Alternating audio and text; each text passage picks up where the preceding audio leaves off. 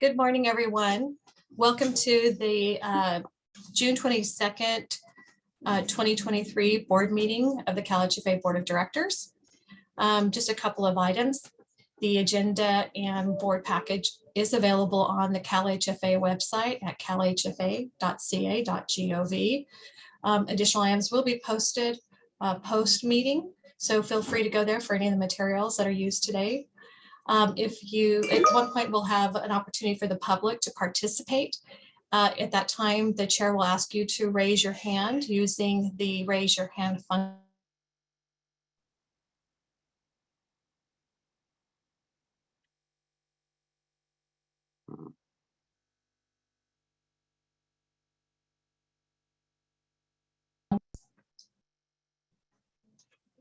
So I'm sorry, I think I was frozen, but with that, I think we'll go ahead and turn it over to the chair. Chair Cervantes. Thank you very much. I first of all would like to begin with some welcomes. We have three new members with us. Sahadanaz Mirzazad, the Chief Deputy Director of the Office of Planning and Research, Patrick Henning, who's also the Chief Deputy Treasurer of the State Treasurer's Office, and a new voting board member, Secretary Lindsay Sin, who was recently appointed to this position by Governor Newsom, as she's in the top leadership role for the California Department of Veterans Affairs. And she's been there, I understand, for a little over a decade on the leadership team. Secretary Sin, if you'd like to say a few words now that you're joining us, we really look forward to your contribution. Well, Chair Cervantes and board members, thank you so much for the opportunity. I am really appreciative of the chance to join and be a part of the council here. I think that over the years, I've watched CalHFA do excellent, remarkable work in building more affordable housing for Californians. Of course, this is something near and dear to our heart over here at CalVet, as so many of our veterans are also impacted by housing affordability challenges. And ensuring that our veterans have a large access to the continuum of housing in the state is always something that we're interested in advocating for and ensuring. We've had fabulous partnerships with so many of the board members here, whether that's representatives from Housing Community Development Agency or BCSH or even the Treasurer's Office. So I look forward to continuing to work with my colleagues and advancing the objectives of CalHFA. So thank you. All right, thank you so much. Look forward to your participation in this joint effort here. With that, I'd like to ask Melissa to please call the roll. Certainly. Ms. Avila Farias. Here. Ms. Cabildo. Here. Chair Cervantes. Here. Secretary Sin. Here. Ms. Lamont. Here. Mr. Henning. Here. And I should state Mr. Henning is a delegate for the Treasurer's Office. Mr. Seeley, a delegate for Housing Community Development. Mr. Seeley, thank you. Ms. Kerrigan, delegate for Business Consumer Services and Housing. Here. Mr. Prince. Here. Mr. Russell. I'm not hearing Mr. Russell. Ms. Sotelo. I'm not hearing Ms. Sotelo. Mr. White. I'm not hearing Mr. White. Mr. Williams. Here. Ms. Mirzazad. Here. I'm sorry, Ms. Mirzazad from the Office of Planning and Research. Ms. Miller for Department of Finance. I'm not hearing Ms. Miller. Ms. Johnson Hall. Ms. Johnson Hall. Here. Good morning. Thank you. With that, Chair, we do have a quorum. Thank you very much. Appreciate that. I'd like to end, this is the second item on the agenda. I'd like to entertain a motion and a second to approve the minutes from the last meeting in June. I move that we approve the minutes for May 23rd.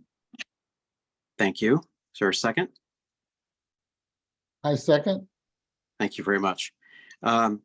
Are there any changes to the minutes or any objections that individuals would like to raise? I don't hear anything. Our protocol is unless there are objections, the minutes stand approved with the motion. And then I'll move on to the third item, which are comments. The first is, so if you could indulge me in this meeting, I'm operating off of my iPhone, holding in my hand here, given technology issues with my tablet. So if you raise your hand, I may not be able to pick it up immediately. Staff's going to have to help me out with that. So we'll just have to indulge me on that one if you don't mind. The meeting itself, we expect will run till about 1 o'clock. That's the estimate per staff. I know that some members had indicated that they might have to leave earlier. Member Prince, I think Stephen Russell indicated that too. He hasn't joined us yet, I don't believe. And member Betty, yes, I think was another as well. Are there any other individuals that might have to leave early? I may have to drop off if this goes much longer than that. Thank you. Okay. All right. I think we should be okay. The main item, I think, is really, I think, agenda item number 5, where there's a resolution we'll be voting on. Everything else are more presentation matters. So we'll just keep track of it as we go along here. And with that, I'd like to turn this over to the executive director for her comments. Thank you, Chair Cervantes. I'll get right to it. I first want to echo your welcome to Secretary Sin. Great respect for her, and so very happy that she will be joining our board just to help complement our board, which is already very, very rich and diverse in experiences and so many wonderful things that I was just reminded earlier this week how lucky I am to have you all on my board. And very, very happy to see Secretary Sin join us as well. I look forward to working with you. Another person I'd like to welcome is Chris Schultz. He is our new Chief Deputy Director who started at CalHFA this week. Chris was appointed by the governor and comes to us after working at the Department of Financial Protection and Insurance, as well as the Department of Consumer Affairs. And I know that so many of you are familiar with him.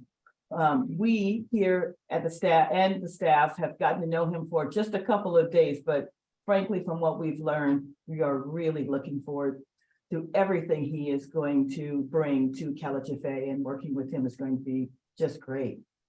I will not put him on the spot right now, but the board will certainly hear from him at some of our upcoming meetings. I also want to take this opportunity to thank our Director of Enterprise Risk and Compliance, Rebecca Franklin, who was filling in as our acting Chief Deputy Director. Of course, we'll hear from her later today in her role as President of CalHRC and the Mortgage Relief Program. But it has been honestly a pleasure to get to know and work with her so closely. She is always busy and she is always and ever committed to the work that we do. It has been a great pleasure to work with you in that role. And I'm glad I get to keep you here because you are a rock star in all the things that you do. In other news, we reported to the board last month that CalHFA leadership, including Chair Cervantes, had met with Moody's in April regarding an upgrade to our credit rating. And I am beyond thrilled to share that we have received an upgrade rating of big A, little a2, which is the highest rating in the agency's history. This is hot off the press. Some of you may have seen Moody's official press release just earlier this week. And so when that came through, we were shouting for joy around here. I want to congratulate our Director of Financing, Erwin Tan, who put all the wheels in motion. And wanted to just pause just a bit. Wondered, Jim, since you were involved in the process, if you had any thoughts you would want to share in this regard. Thank you, Executive Director Johnson Hall. I just want to say, in my prior life in municipal finance, I probably went through scores, if not more, of rating presentations to Moody's, Standard & Poor's, and Fitch over 30 odd years. And I frankly, I think seldom felt coming out of a session more that we'd stuck the landing. And I really have to sort of tip my hat to Erwin and the whole team who presented, including Tina and Rebecca and Kate and Olga. And they just did a really a fantastic job of relaying the strengths of the agency.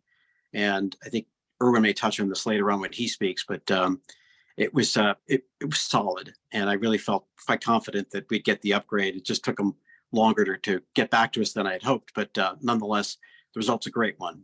It really speaks to, I think, the work that staff and the board and the prior boards have done to sort of build up the strength of this organization over the last decade plus. And it really, I think, leaves us better positioned to do the work that we're chartered to do, which is to help the mission of the governor and the administration to provide greater housing opportunities for people of California. So I'm thrilled. I'm really delighted with the work and really want to thank staff again and Erwin and his team for everything that they did to get us to this point. So kudos to all. So thank you, Tina. Thank you. Yes, I would agree. I got to tell you, June is actually turning out to be a great month for CalHFA. It's always been my personal favorite month. I get to celebrate causes that I love, including Pride, Juneteenth, Black music, and my grandbaby's birthday, which is today. But moreover, we get to June is home ownership month, and we get to celebrate that as well. So that's obviously something that is a big deal for us here at CalHFA.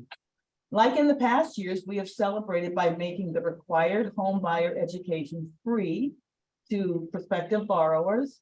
And additionally, Homeownership Month opens up a lot of other opportunities for us to collaborate with our partners on various marketing and outreach initiatives. And this includes our partners on the mortgage relief side as well. As you know, we are working to provide solutions to help keep homeowners in their homes. It's also a bit of a busy season for events for us. So me and members of our leadership team are getting to get out to various conferences, groundbreakings, grand openings, and so forth. And last week, I was at the NCHSA Housing Credit Connect Conference, which is always very, very beneficial in terms of sharing best practices, industry updates, relationship building, and the list goes on. One of the key areas we talked about was the insurance companies pulling home insurance business out of California and strategies to address the issues that creates, such as higher costs to build and the inability to retain and maintain affordable housing. In terms of federal advocacy, we continue to build cohesiveness around the country on the all-important Affordable Housing Credit Improvement Act. I think it's really quite surprising and heartening to hear about all of the politicians and organizations that continue to jump into with their voice to support this very important prospective solution for affordable housing here in the state of California. And Francesc will be sharing some more details on this a little later today. And our multifamily folks, as well as myself, have a busy week coming up with, as I mentioned, the groundbreakings and the grand openings. In fact, our Director of Multifamily Programs, Kate Ferguson, as well as our own Secretary, Lourdes Castro Romero, will not be here because they are speaking on behalf of the great work that these developers have done and the support that we have provided for the opening of the Salvatore Apartments, 120 units right here in Sacramento. Salvatore is using financing from our mixed income program. And then there's another project that's going to take grand breaking that will take place tomorrow, Vista, which is located in Hayward, also taking advantage of our mixed income program. And both Kate and members of our team will be attending that and speaking at that very worthwhile event. I will be down in LA next week to attend yet another groundbreaking ceremony for the West LA VA campus, and Secretary will be there as well, where we will be celebrating 380 new supportive homes spread across 5 buildings on the Veterans Campus in West LA. Now, lastly, I am thrilled to announce that CalHFA has been recertified as a great place to work. This organization recognizes employers who create an outstanding employee experience, which is one of my goals when I came in as executive director. So I am really proud to have gotten this certification for now 2 years in a row. So with that, that's all I have for now, and I will turn it back over to Chair Cervantes. Thank you very much. A Chair lot going on. Cervantes, if I could Yes, please. interrupt. We've had 2 additional members join. I just want to recognize that now Stephen Russell and Dr. Fred White are both here in attendance. Great. Thank you very much. Thank you both for joining. And with that, we're going to move to where agenda item 4 is closed session. And at this time, the board will be going into this closed session pursuant to Government Code Section 11126E1 to discuss pending litigation. And at the conclusion of this, we'll come back to from the closed session to continue with the meeting agenda. And as discussed earlier, the board will move into a breakout room. And then when we're done, we'll come back to the main session here. So I'll rely on smarter people than me to sort of make that work. And we'll be back in closed session shortly.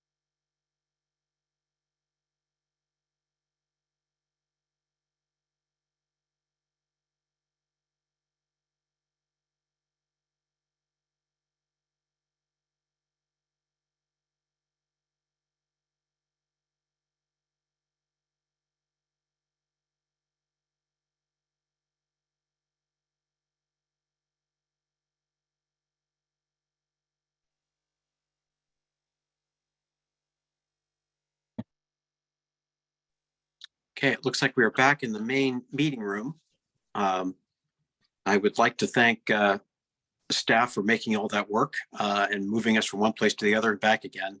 It looks like we emerged intact. I'd also like to note that we've completed the closed session and we have no actions that were taken at that time. And with that, I'd like to move us on to the next agenda topic, which is item number 5, dealing with resolution 23-11, and which allows for an updated single family bond indenture. And with that, I'd like to introduce our next presenter, Erwin Tam, CalHFA's Director of Financing. So please, Erwin, you have the floor. Thank you. Thank you, Chair Cervantes, and good morning, members of the board. Director of Financing here to present Resolution 23-11 for consideration for adoption by the Board of Directors. If you could just go to the next page, please. In March, the board approved a group of 5 resolutions, including a resolution that is commonly referred to as a single-family bond resolution. That resolution referred to the authorization of the issuance of bonds under a new indenture, as long as the new indenture was substantially similar to a prior one used by the agency. The resolution being presented to the board today is the approval of that new indenture. Additionally, the resolution presented today increases the authorized issuance amount from $100 million to $1 billion. As a point of reference, the total first mortgage production by the agency is approximately $2 billion annually. Therefore, this represents a 6-month funding authorization should the agency issue bonds to finance all of its production. The issuance of bonds by the agency is still governed by its investment in debt management and disclosure policies that include approval by the executive director of the offering document, notification to the board of the posting of any offering document, and then a written post-issuance summary submitted to the board at its next meeting. In the memorandum to the board, I noted that in the current market, this financing structure does not produce any economic benefit to the agency, and that we would continue to monitor the market for the opportunity to use this new indenture. I thank you, board members, for your consideration of this resolution, and am available to take any questions from the board. Thank you, Mr. Tam. I'd like to, I read through the indenture myself. It's kind of like going back to old times. It looked like it was pretty standard. I had a couple of questions I asked and were quickly answered. With that, I would like to open the floor to any members of the board who might have questions or comments to Mr. Tam on this topic. Now look for staff to help me with any hands raised that I may have missed.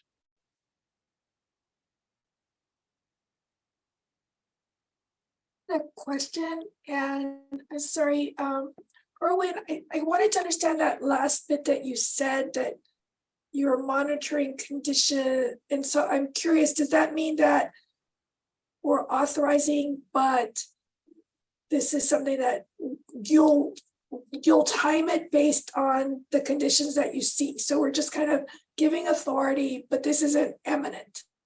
Correct. And in fact, in the prior single family bond resolution approved for the last fiscal year, there was already the $100 million authorization. We used none of it. Again, just to put a finer point on this, this is a taxable bond issuance. We are not using any volume cap as authorized by the state. The state has not given us any volume cap for single family programs. So this again will be a taxable bond issuance, which we would only use if economic conditions warrant. Great, thank you. And if I could follow on that, I think that's a great question. We have to get the sun, moon, and stars and various planets to align for this to work. We're not in a market now where it does. Maybe we were a few years ago, but I think that I applaud staff on this to have something that's, on the shelf, ready to go if the market works for us. Because I think the last thing we'd want to be is have a market shift where actually you could do a viable single family bond, and then we have to sort of wait till we get it agendized for a board meeting. By that time, it's probably gone. So we may be here a year from now and nothing will have happened. There's a decent probability of that, but at least I think we stand ready if indeed we can make something work that's viable. So I think that was the gist of it here. That's a great question. Thank you, Member Cavillo. Are there any other questions from the board? I think, is that Member Limon? Yes, thank you so much, Chair Cervantes. So as a new board member, I wasn't here when the prior measure was passed, but were there any changes to how this is being structured as the one that was passed before was? No, actually, well, it just contemplated that there would be any indenture that we would make in the future that conform to a prior indenture that was in existence at the agency. And so this is more just a re-ratification of that. So we've created a new indenture. It is substantially similar to the prior version, but we just came back to the board just to say yes. So the board is endorsing the fact that it is substantially similar to its to the prior indenture that was in existence probably in 2009 or so. And obviously our council has opined that that is the case, that they who drafted this document, that it is similar to the prior version. Any substantial changes? So I think part of it is this is going to be a little more open. The other indenture was written at the time of the Great Recession, and I believe it had a combined single family and multifamily pieces to it. And so we're trying to make this a pure single family indenture. So it won't have sort of a 2-for-1, if you will, because in March, the agency also approved the indenture for its multifamily bond program. So we're trying to, again, separate and clean up the two programmatic areas which we would finance. Thank you. Are there any other questions? Okay, I'd like to see if there are any members of the public that might have a question or comment on the on this matter. If I could ask staff to see if there's anyone who has posted a comment. So if you would like to make a comment to the board at this time, please raise your hand using the raise hand function on the Zoom application, and we'll call on you. I do not see any raised hands at this time. Okay, so if there's no other comments or questions from members of the board, I'd like to entertain a motion to approve resolution 23-11. Is there a motion?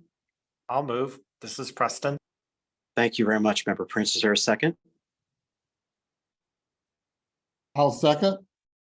Member Williams, thank you very much. So we have a motion on the floor to approve resolution 23-11. Melissa, can you please call the roll? Certainly. Ms. Avila Frias has left the meeting, so she won't be participating at this point, and also Mr. Stephen Russell has as well. So I'll start the roll call at Ms. Cabildo. Yes. Chair Cervantes, Yes. Secretary Sin, Yes. Ms. Lemon, Yes. Mr. Henning. Mr. Henning. We'll try coming back. Mr. Seeley.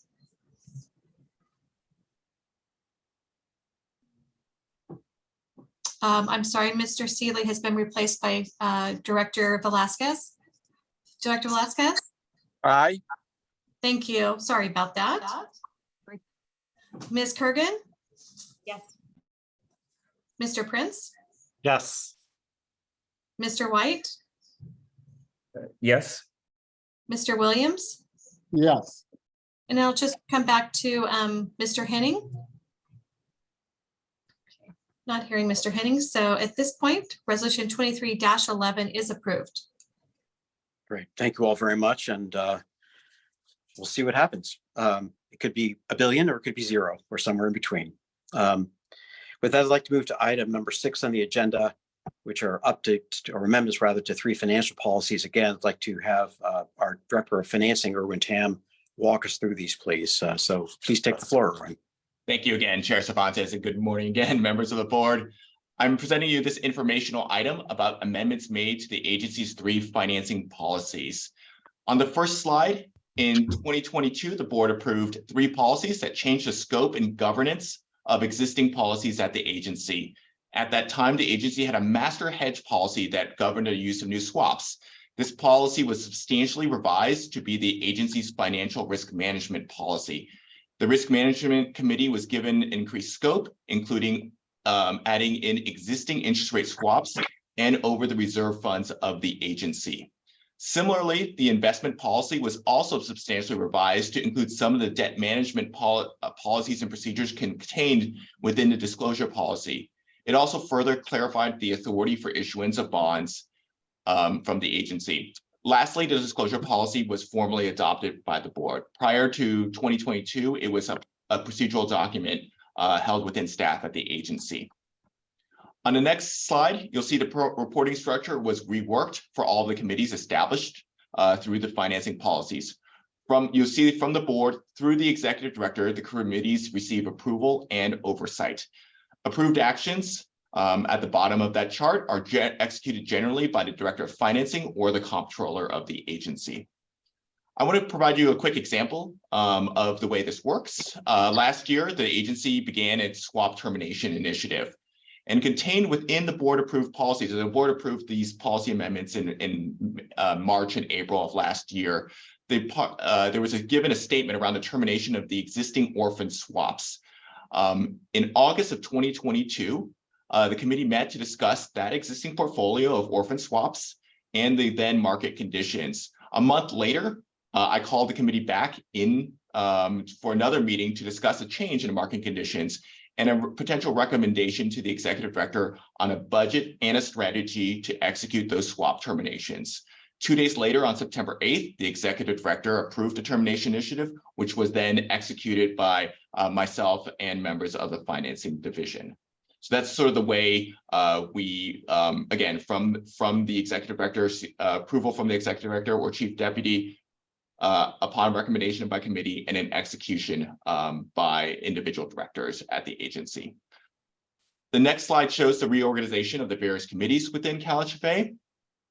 As a part of the overall amendments, the committees were reduced in number and also staffing size in order to make them a little bit more efficient. So we went down from 5 to 3 committees, also a maximum size of 12 to 13 members down to 7. Again, that is just because we're trying to make things a little more efficient in terms of the way the committees would actually work. Let's go through the changes in committees, policies, starting with the financial risk management policy. There was a revision in the inclusion of the method to calculate a hedge reserve fund minimum balance.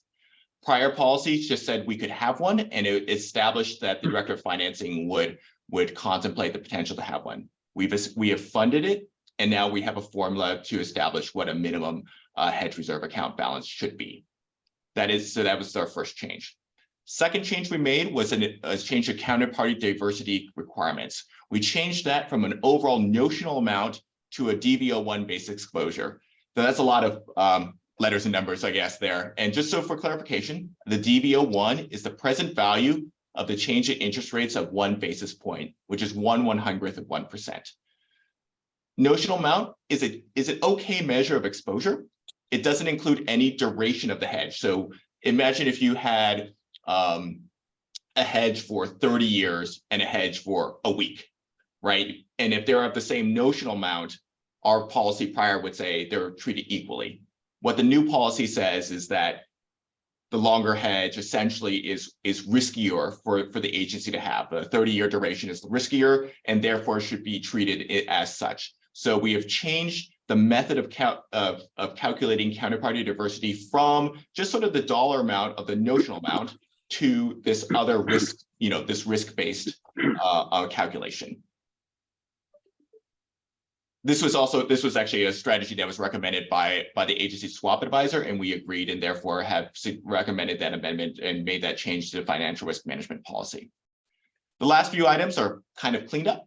We've changed the wording in the operating reserve account that actually, instead of saying that the operating reserve account shall be an equal number, it is actually just sets a floor such that we're not trying to calibrate a minimum reserve balance. We're going to just set a line and say any number above it should be sufficient. There's also elimination of, since we terminated all those swaps, as I mentioned prior, we're taking that out as a reference in all of our documents, right? We don't refer to them at all, they're gone.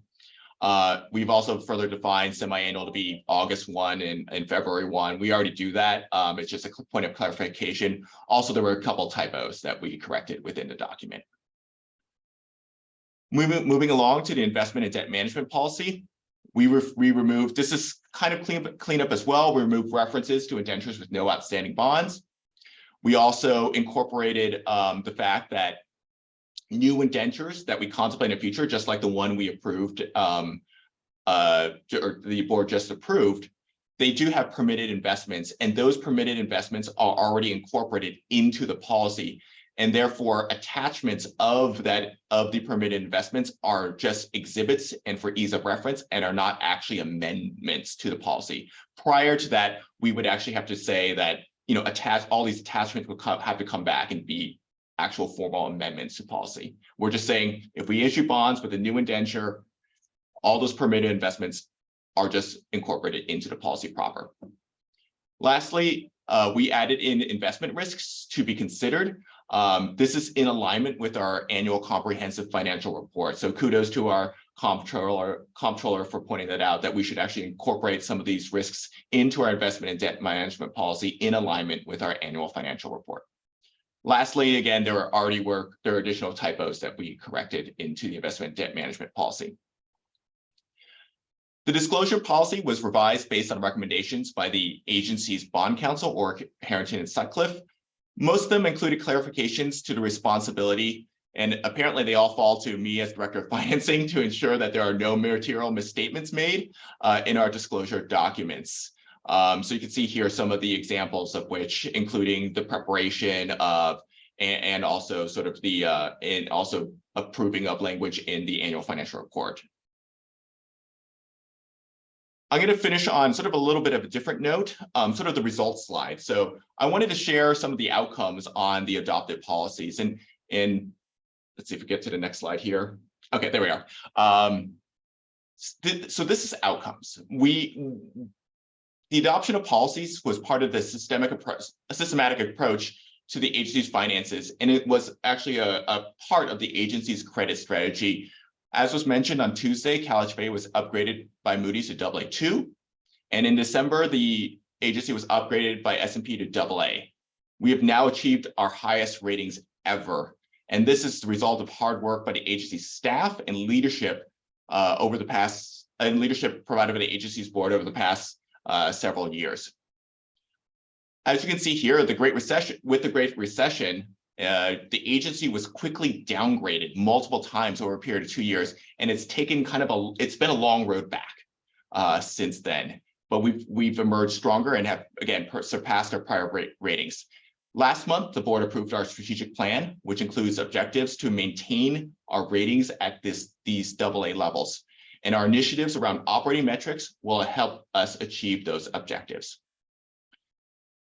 If I may make a few acknowledgements while I have you captive here, I would like to thank the staff in the agency's financing and fiscal services divisions who put together all of our financial information and allowed us to successfully communicate our story. I would also like to thank the board chair, our executive director, and the presenting directors on all their efforts to achieve this upgrade. We've known for a while that we've transformed ourselves into a different agency, and I think that these upgrades to the highest ratings ever is the public's agreement that this is not the same CalHFA that has existed prior. With that, I would take any questions from any members of the board.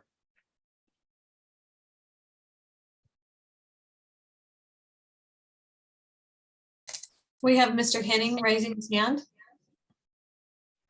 Yeah, thank you. And thank you for the presentation. And maybe I missed something, or since I'm new to the committee, may have missed some previous deliberations, but the change in the committee structure reporting directly to the executive director and chief deputy instead of the committee, what are we trying to achieve?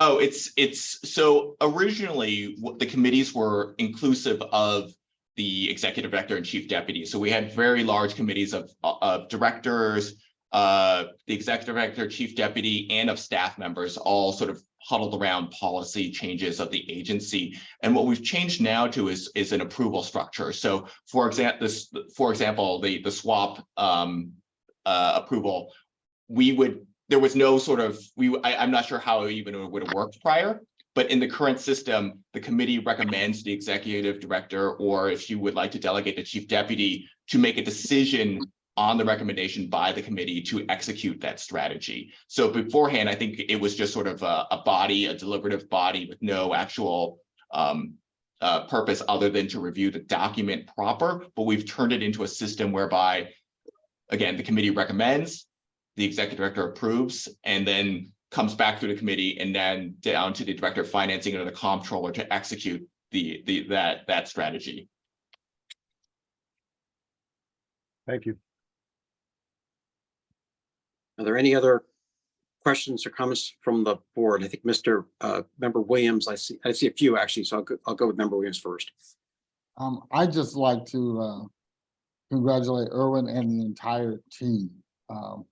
Coming back from all of the ravages of the Great Recession is a monumental task. And then to be hit with COVID on top of that.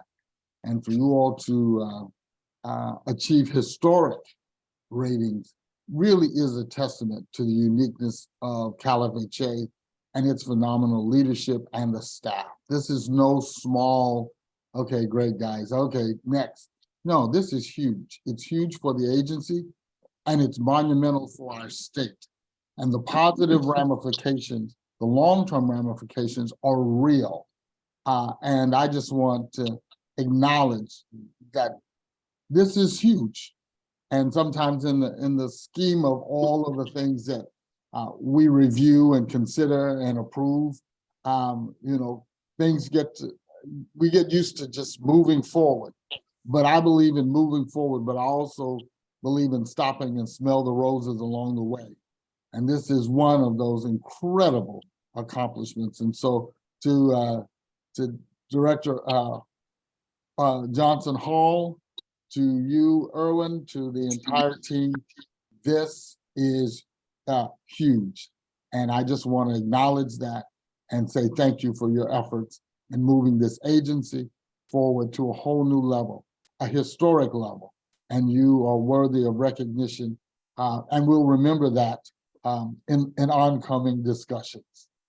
Thank you all. Thank you, Member Williams. I think we had other hands raised. Member White, did you have your hand up earlier? Thanks, Director Cervantes. It was a quick question on one of the slides that mentioned the change in calculation of the notional amount. Yes. I know you mentioned it was at the advice of the swap advisor. Mm-hmm. Okay. Is that like based on like just industry practices, just how they came about that decision? I mean, it sounds like a great decision, almost a no-brainer, but just. Well, we're kind of unique, and so I do feel like not a lot of other agencies throughout the country have really thought about this to the level that we have. Okay. The fact is that we wanted to reserve. I think most agencies would just kind of put money aside and be, in an operating reserve and just say that's sufficient to cover this other risk. But I think we really wanted to separate that out because this is not part of the operational reserve fund of the agency. This is something separate and apart and is risks contained within this the agency swap portfolio. So we really wanted to kind of separate those two out. So I'm not sure if this is I believe this isn't really widespread enough to kind of be an industry practice. This is more we thought about it a lot, and this is more of a bespoke sort of calculation for the agency proper, again, because we've switched also from hedging sort of our bonds. Those are all the orphan swaps, right? Because they were tied to bonds that were paid off. These new hedges are on commitments for our multifamily programs, which we know will fund in around 3 years' time. So they're going to roll off, and at 3 years' time, we're going to have to come out of pocket, or maybe they'll pay us, depending on which way the hedge works. But it's a very different sort of risk profile than what I believe most of the other, not housing agencies, but most of the universe of municipal issuers have. So again, I think this is a little more customized for the agency's individual risk profile. But I appreciated our conversations around this. We kind of went back and forth, members of the financing team here at the agency, and our swap advisor to kind of come out at sort of the reasonable amount. Because again, we didn't want something that was too onerous that sort of we would set aside large amounts of the agency's capital to just hedge against some potential future events, but we also didn't want to have anything that was too small to potentially not offset any risks that we were taking. So again, it was this balancing act that we sort of went through in a very long discussion with our swap advisor. Okay, thanks for that clarification. It just goes to show how unique we are in some of the our activities at CalHFA versus some of the other state agencies. So kudos again to you and the staff, and congratulations on the upgrade. Looks very good. Thank you. Thanks. And I think I see Member Limon, you've got your hand raised. Yes, thank you. I want to echo what everyone else has said in terms of the major feat in reaching this the upgrade in the credit rating, especially given the long haul that California has had in the aftermath of the Great Recession, and just major kudos to you and the staff on that. One of the things that would be helpful is, now that the agency has a higher credit rating, what does the agency hope to do with that? So what are some of the kind of how can we best leverage the higher rating as we're thinking of the strategic plan that we discussed last month? That's sort of the existential question of the agency there. And, I think, again, that was, at least in terms of the financial piece of it, goal 2, which talked a lot about financial sustainability. There was a contemplated exploration of future programs, so as long as they help support the agency's overall sort of credit rating. And so we're going to be looking at exploring new and different ways of doing things. But again, with all contained within that sort of financial lens, to make sure that we don't overextend ourselves unnecessarily. That's probably an ineloquent way. Rebecca's coming up next, I think, so she can put a more polished spin on it. But again, I think we are constantly looking at new initiatives. Again, to help achieve our mission. You know what, if I may, Director Cervantes, just sort of chime in. Please. Board Member Limon, that's the whole point of this whole exercise. I'm so excited that you elevated that. When I came to the department, one of the things that I absolutely wanted to do was explore how we can uniquely help and address what is happening here in terms of housing in California. And we are uniquely positioned to do some things, and we intend to do that. We first and foremost, when we are deciding how we do things, and we're going to come back to you all with a comprehensive thought process around it, but when we decide, we start with looking at what are the needs of the state of California. The governor actually sets that in motion, what those needs look like. And we are a part of a unique structure where there are several housing agencies that help us define what that looks like. Director Velasquez is on here, and they set the policy. Sasha Kurgan, who is the Deputy Secretary for the working under Secretary Luis Castro Ramirez, housing, direct voice from the governor to help us define what that looks like. And then we will look at it from the lens of what our capacity is, what our abilities are, and try to fit, and also taking a look at what the market needs are. And collectively, we will define our go-forward strategy. We've got some thoughts, as Erwin has mentioned. But the way that my lens on this is that we need to work collaboratively with all of these different agencies to ensure that we are all on target and on path with the governor's vision on housing, and that's exactly what we will be doing.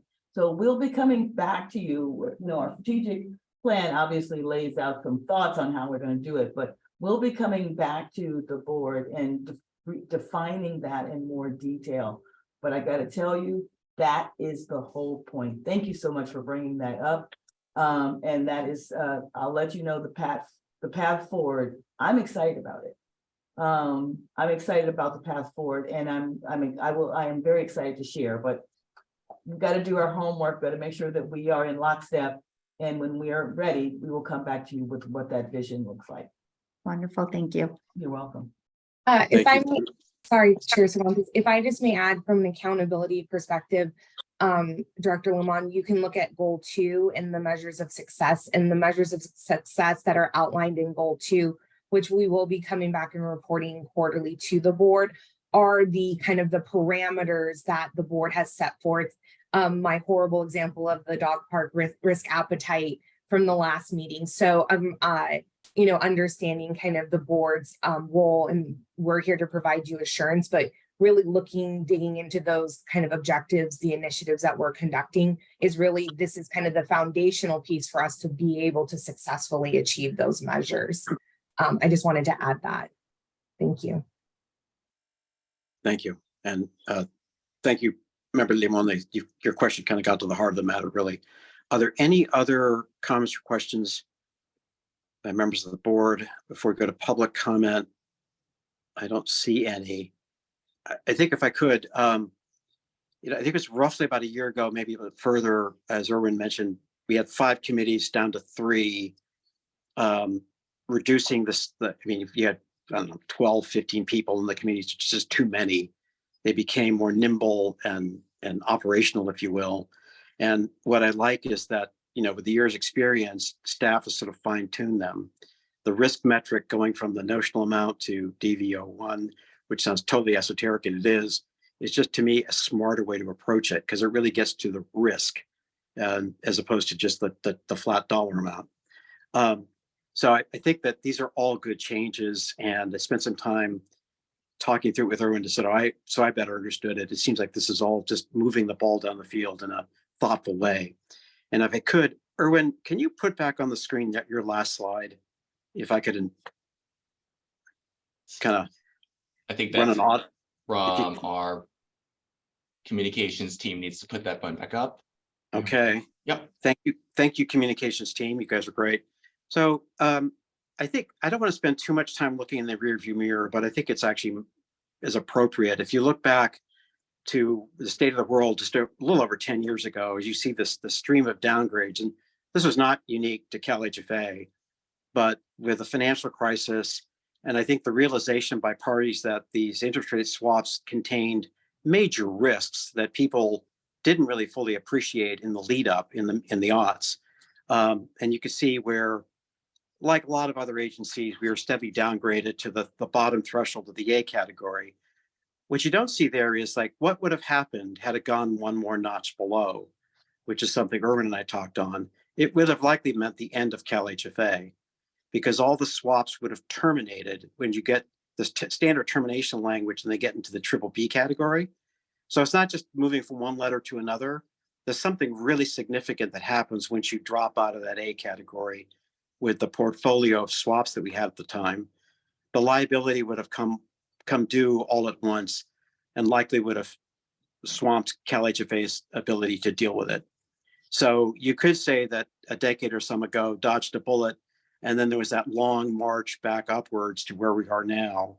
And I think that's significant. I mean, the risk profile, at least with respect to swaps, has been really drastically changed. I think we could drop the slide. Thank you. And I think that what we're talking about here on the financial policies is rather dry and rather arcane, but it's good to know that the basic,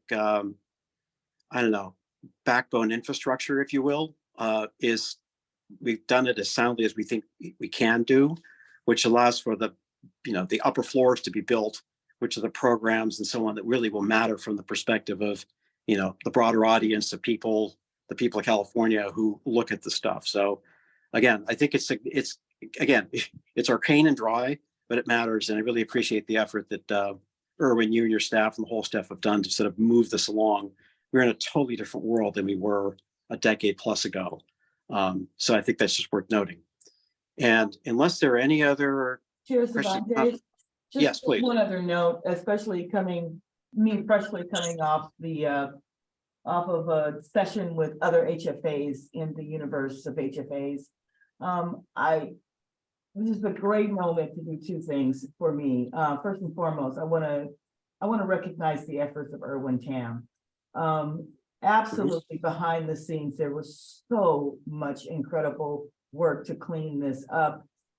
He also had to step into the shoes of a long-standing director who left us to go into the banking universe. Great for him, but even greater for us because we inherited someone from the banking universe to come in and really look at this with a third and careful eye.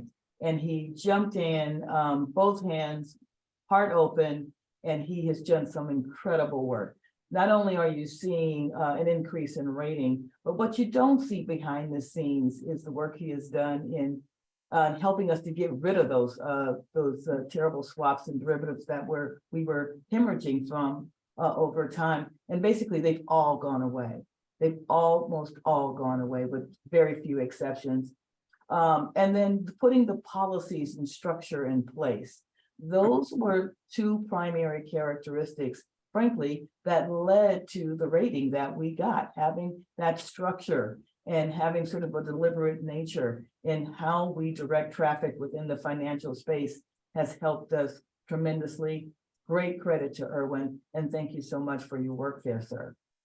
I also want to say, think of this, as we are one of the largest states and within the largest economy, we also, by doing what we have done, sort of set the stage for what HFAs can do in the country. I don't want you all to miss that.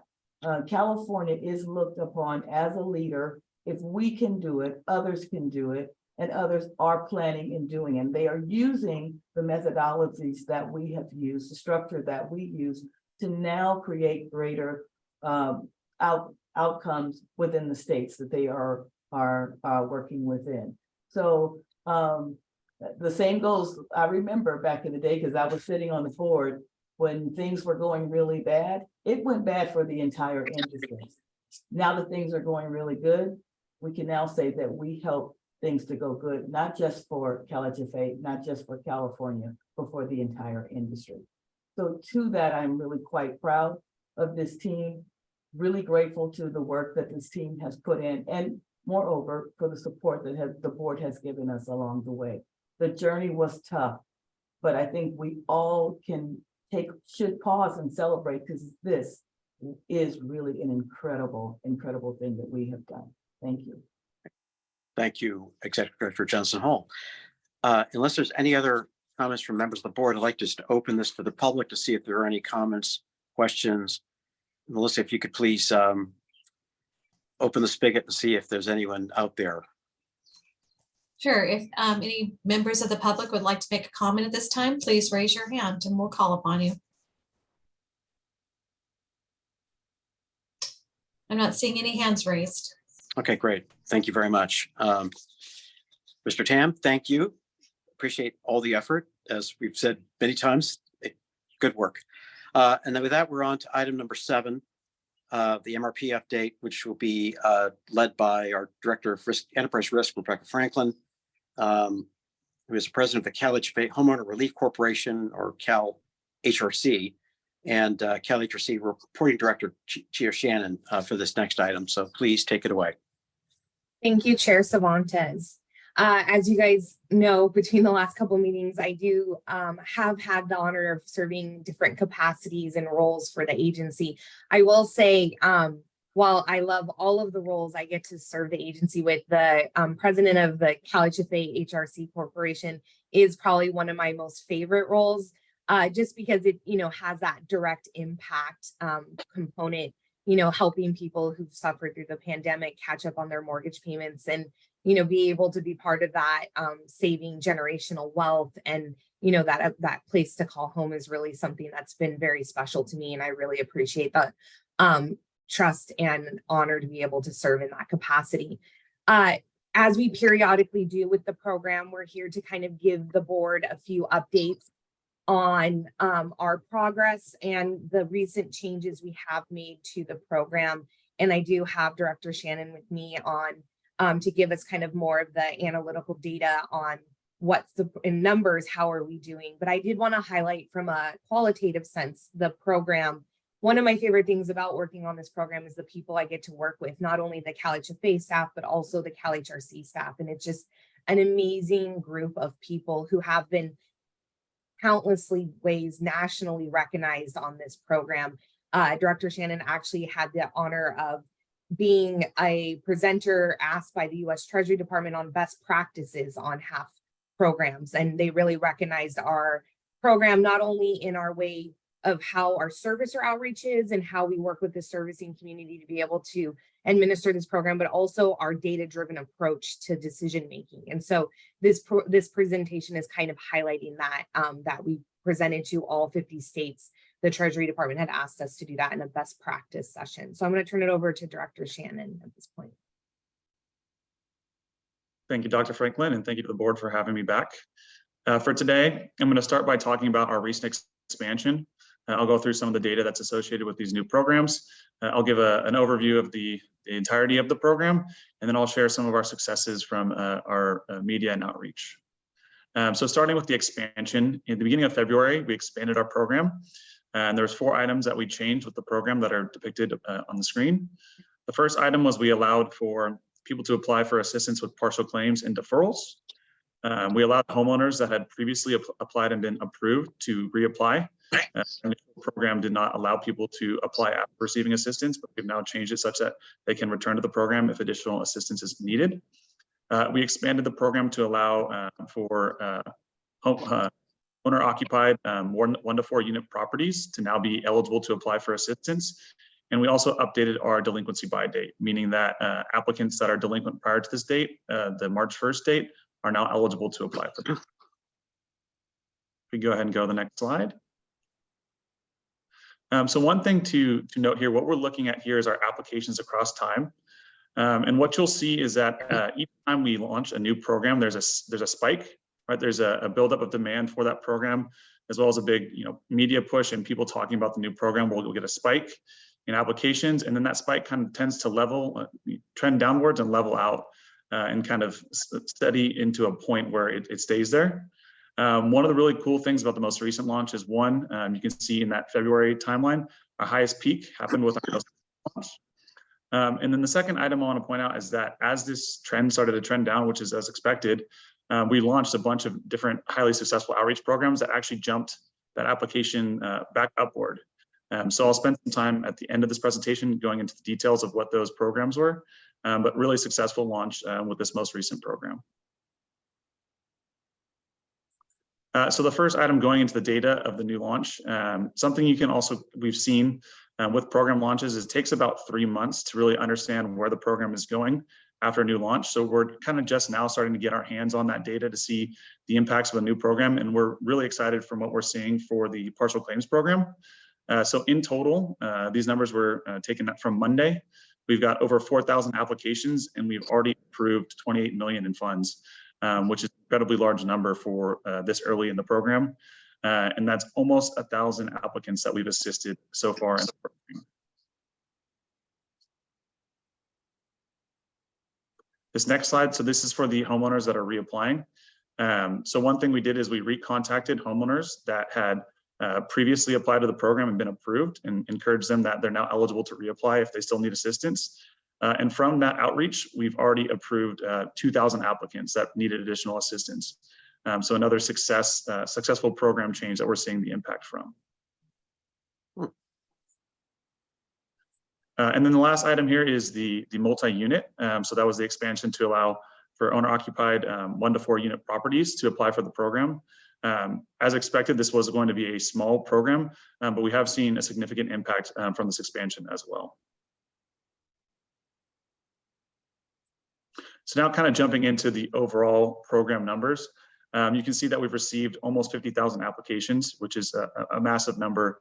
And we've been able to help over 15,000 households, which is really cool to see that, that impact that we've been able to provide. And for the mortgage relief program in itself, we've distributed over $420 million to date. Here's a few key metrics that we track for the mortgage relief program. We have a few program goals that are tied to these different metrics.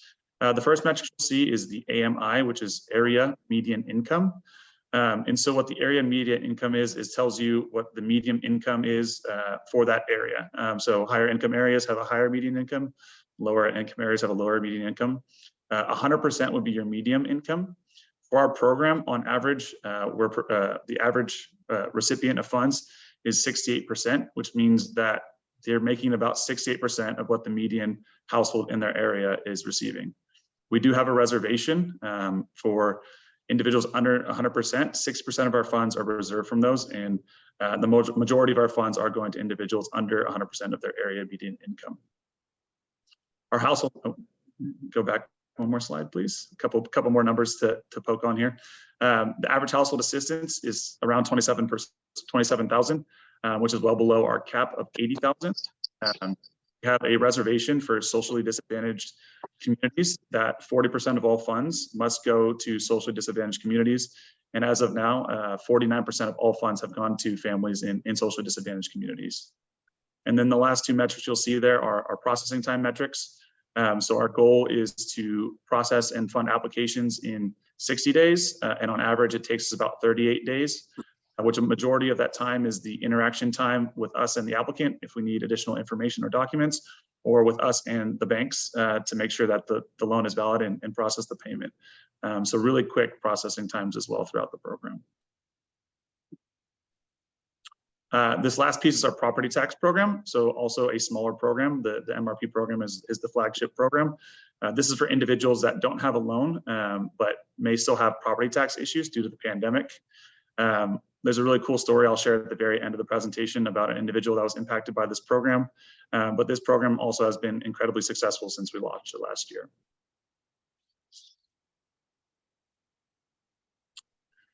So some media highlights. I mentioned that I would talk about kind of the different items that we've done with our media and outreach team that's been really successful with the newest launch. The first item I want to touch on is we did an email campaign and a phone campaign. We had some data from individuals that had previously applied, for example, the ones that had previously been approved, and we reached out to them via email and phone to make sure to let them know that the program had changed and they may be eligible to reapply. And I showed those numbers earlier from the success of that program. We've also had a lot of success partnering with our servicer community. And recently we did an event with Freedom Mortgage, which was a virtual application fair. And so what this was a 3-hour event where Freedom invited all their homeowners that based upon their data could apply for our program. And we had specialists, housing counselors, Freedom Mortgage staff, and our team on that 3-hour session to give an overview of the program and what people might be eligible, and then to be able to go ahead and assist people with submitting applications. So really a cool event and a partnership with a servicer that's been really successful for us. In addition, Spanish media has been really cooperative and really helpful in getting our message out to California homeowners. You can see on your screen there a few different examples of the successes that we've had. And I really want to highlight a really cool event we did, which was with Bay Area Telemundo and NBC television stations. We had a television and calling session that was broadcast across the state to encourage people to apply for the program. So once again, a really cool event that we were able to partner with the media in order to put on and get the message out there and receive applications from those in need.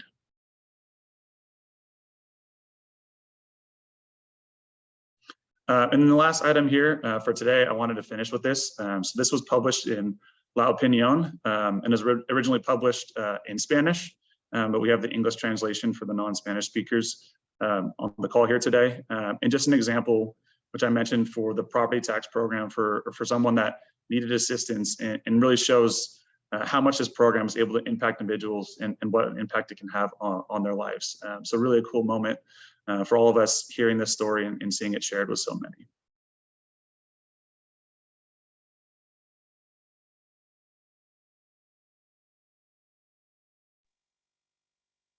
At this time, we're welcome any questions from the board. Thank you. was a very helpful presentation. Well done. Are there any comments, questions from members of the board on this update? I see Sasha Kurgan and then member Limon, please, and then member Cabildo. Thank you, Chair. I just really want to thank the program staff and CalHFA for being so responsive to an ongoing change in the landscape and really iterating with this program to make sure that we're serving as many people as possible. I also really appreciate, and I know we didn't talk about this as much, but how much outreach has been done in kind of non-traditional media ways to build excitement for the program, knowing, I think our agency has commented on this before, that serving homeowners with this type of assistance where we are trying to reach, we are all trying to reach homeowners who may not have benefited from this type of assistance in the past and may not therefore think that they're eligible.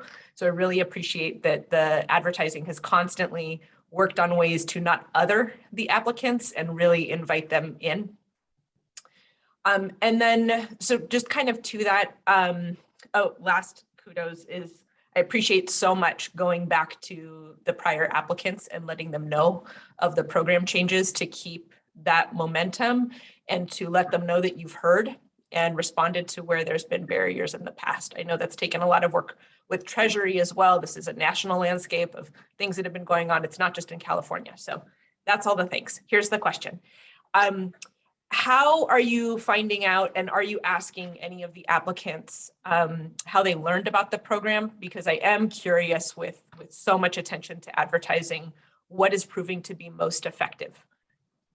Yeah, so we do survey all of the applicants on where did they hear from us, the standard question. We also survey them on their experience, because one of the things kind of to your highlight is we don't, they're already in a tough situation from a circumstance that they couldn't control. So we didn't want the program to feel cumbersome or off-putting the application process. So we're very sensitive to, is this an easy application? Did you feel supported in the application? Were the documents easily accessible? And we've gotten really, really good response on those things, as well as where they've heard from us. Over an abundance, it's earned media. So it's not the paid media, it's the earned media. So it's having, the support of the secretary when we do our press events, having a presence in when we're doing these press releases, going in and working with the call campaign we did with the Telemundo Bay Area stations was it a week ago or 2 weeks ago? Sorry. So it's really that earned media piece that we're getting the most applicants saying that they've heard from the program on. That's not to say though that we don't get, we are working with servicers and HUD to be able to use them as a marketing tool. So going through them, we are doubling down on that concept, really, especially with these partial claims being that, the homeowner isn't currently delinquent. So we want them to understand the programs out there. They may not be looking for the program at this point because they're not an immediate need. So we want to make sure. So we're working with the servicers. So, going forward, we may see that. I heard from my servicer, I heard from my HUD. We're doing call campaigns, we're doing letters, we're doing emails. So right now, in this moment in time, we'll say earned media, but I want to say hopefully the efforts kind of pump up the servicer outreach component. Thank you. Thank you. Member Limon. Thank you. And yes, major kudos on all of the efforts you've done to reach out to non-traditional media outlets. Question on regional outreach. So a couple of questions on the regional front.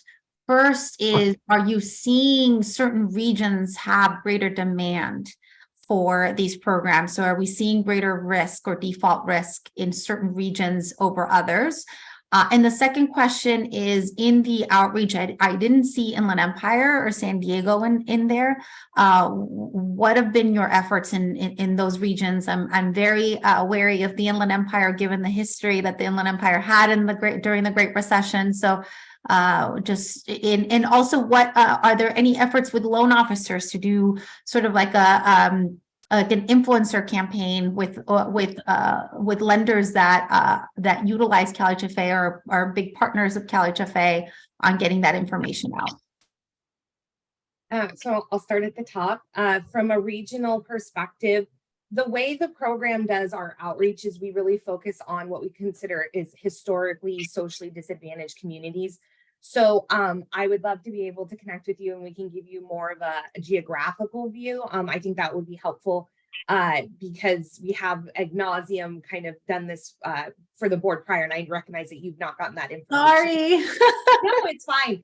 But what we do is either a historically socially disadvantaged community is defined by either a QCT, so an identified QCT, or a zip code that was rated highest or high on the UCLA Owner Vulnerability Index. So it's one of those two. So all of our outreach is very much focused in those communities, which would encompass Inland Empire, would encompass parts of San Diego areas, a lot in Fresno, Bakersfield, up north. So regionally, that's where we focus our outreach and media.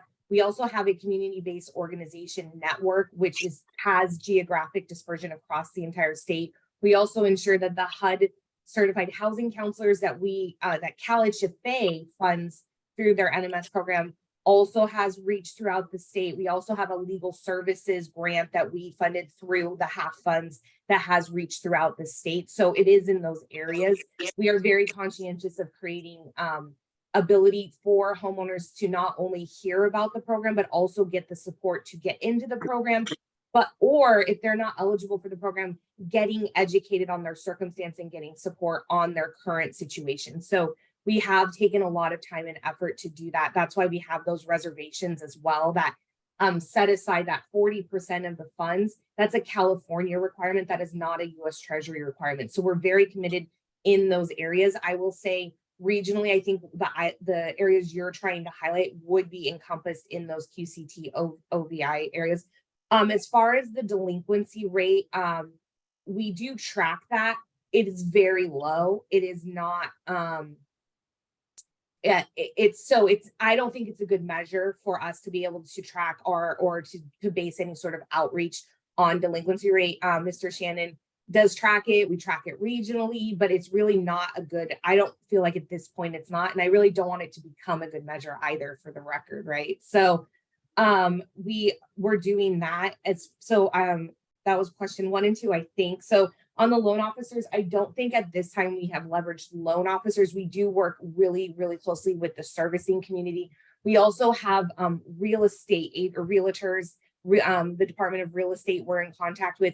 So we've connected with those groups as far as outreach. Real estate agents actually are a great communication tool for us in this program. So we certainly should be looking at our network of lenders as an opportunity for them to communicate. I know that they are, or at least my former lenders have always, constantly are in contact with me. So, we're there. What we are finding though, is if you're behind on your mortgage, you're not necessarily wanting to connect or answer a call from, say, your bank, your servicer, so we're trying to also kind of create more approachable ways to get to homeowners. We have gotten notice of defaults. Any address in a QCT OVI that gets a notice of default, we mail a letter to. Property tax delinquencies, we've mailed over 400,000 delinquent property tax addresses, flyers, and information to as well. So we are trying to canvass the entire state as best as we can, but we're always looking for new ways to be able to be effective in that campaign. And that will be something we've committed to until the end. Mm-hmm. Thank you. Thank you. I think I've got Member Gavillo and then Member Williams. Thank you. I want to echo all the kudos that have already been shared. I'm curious if in the future, in the breakdown, if we could have a geographic distribution, and really it'd be helpful to know where these historically disadvantaged communities where we're serving are located. There's also noting that as you mentioned, Mr. Shannon, in your report, right, is the AMI is a local AMI. So an AMI in the Bay Area is higher than an AMI in the Coachella Valley or Los Angeles. So it'd be really helpful just to get a sense of the geography as well. Just really comment again, thank you so much for the efforts to expand the program, and just really grateful that this is available for struggling homeowners. We don't want wealth to be further eroded during this difficult time of recovery. So thank you. Yeah, when building the program, we had a recognition that certain populations were definitely hit harder economically to the pandemic. And that's kind of where our focus has been, is making sure that those communities are approached in culturally competent in language manners for them to be able to feel comfortable connecting with us as a support function for them. Also, I want to highlight our website, cmortgagerelief.org, does have a map that shows kind of the application by, it's by county though, but we can overlay the QCT and OVI. We have those maps as well. So if you ever just want to ping on the map and to see where we are, it's by county though, and it will show the applications we're receiving. It's color coded by county. There is a map, a live map. So also has our race, ethnicity breakdowns of approved applications as well as the AMI. So if you're ever wondering between presentations, there's that information is also available. Is that online?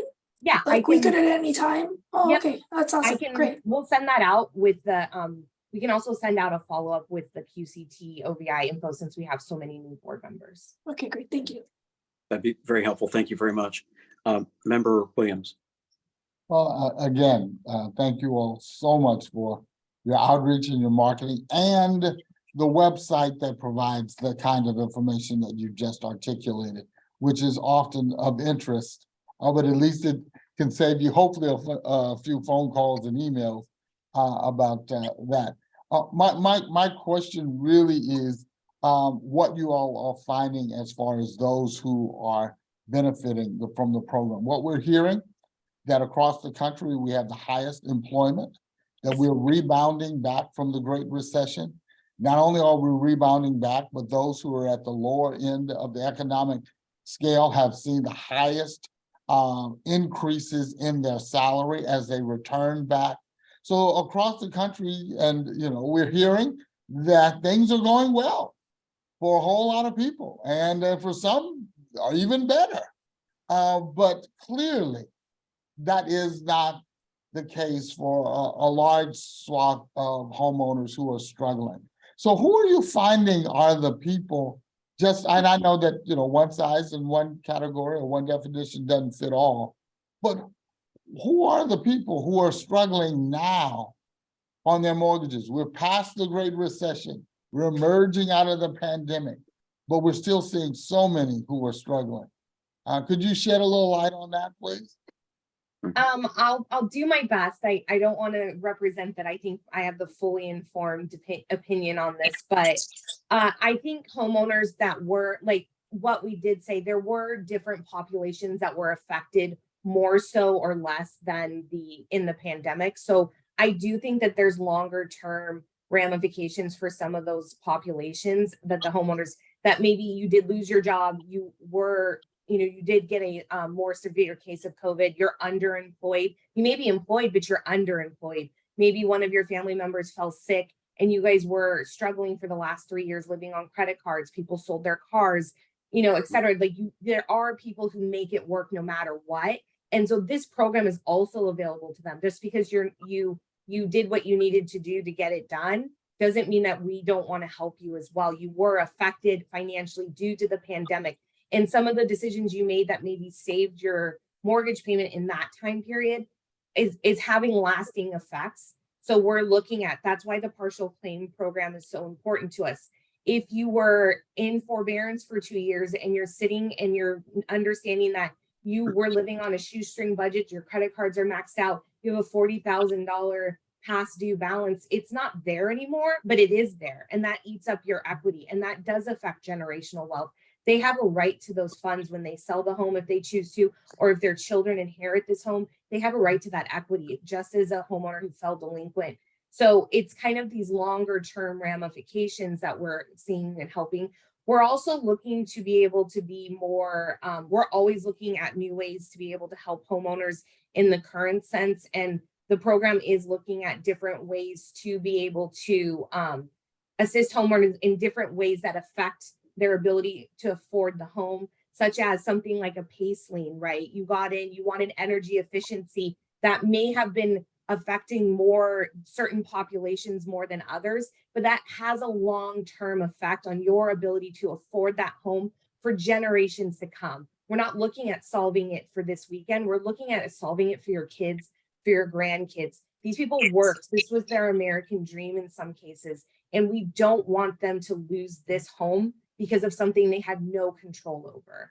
What I will say as far as promoting the program and what we, always are striving to is it sounds too good to be true. That's the problem we're having. It's a grant. We're not doing liens. We're giving money to people. We're getting up to $80,000. And I think people just go, that there's got to be a string attached. I don't understand. And so when we get the homeowners, that's why when we're doing the marketing, when we're in the communities, we're not talking about, all the nuts and bolts of it. We're just saying, come talk to us. Come talk to us. And that's why the support that we have aligned with the program is essential, because if you don't meet the criteria, we want to get you at least educated on your options. We want to help people, maybe in a non-monetary fashion, but this program also can help those homeowners at that time. So I can't say exactly the full struggle. I would love to be able to respond to that after the fact to you with an email, if that's okay with you, Director Williams. But I do think that there's a lot of moving parts, and we want to make sure that we're helping homeowners for generations to come and not in just an immediate sense. Thank you. Thank you. Yeah. Are there any other questions, comments from members of the board? Director Cervantes, I have a question for Rebecca. Please. And this goes back to outreach and advertising. And I'm speaking from Southern Cal, quite frankly, Los Angeles, to be clear, and Orange County. Have we reached out to nonprofits, churches in these areas? Specifically, I could just, African-American churches tend to get a great deal of folks that you may not be reaching through some of the other channels. So just wondering if our partners are reaching out to faith-based organizations, nonprofits. I can rattle off 5 in the LA area now, and I'm wondering if they are aware of the program. So in our CBO network, we do have faith-based organizations as well as like community, not just community-based. They could be faith-based. They could be, in language support. We did have one of our press events in K-Town at a CBO that is in the program. I would love to get a list of organizations that any board members feel that would be helpful in this space. Having someone who is a trusted resource in the community is priceless. And that's what we know in this program, is that having someone that can speak their language and, understand the context in which they're living, the struggles of that community. We do, I will say, one of my favorite media things is there's a San Diego radio station. I think it's not K-Love Radio, but it's a African-American religious-based radio station, and their morning team is the most fun radio interview I've ever done. They've gotten me to get up at I have to get up at 4 in the morning to do my hair, and I know that only some people will understand that concept, but to get ready because it's on Zoom. But they are the most fun. They make fun of me because I always have iced coffee and it's 5 a.m. But so we have done we are as wide and edge as we can. But if any of the board members have a organization that they think would be a good fit to help promote this program, I more than welcome the recommendations. We have worked with Director Williams with his kind of group on that as well. He reached out and was very supportive of our efforts. So anyone that has that, but we do do a lot of media in Los Angeles. I will say Orange County, maybe not as much, but Inland Empire, San Diego, San Bernardino, those areas. We do struggle, everyone struggle, with the being able to reach as broad of a diverse group as LA, but any groups that anyone has, we certainly would love to connect with. Great. Yeah, I'll reach out to you by email. Just you probably already have the names, numbers, but I'll mention those anyway, just to make sure. Yeah, I love talking, obviously. So yeah, happy to do anything. Any other questions or comments from board members? I don't see any hands raised.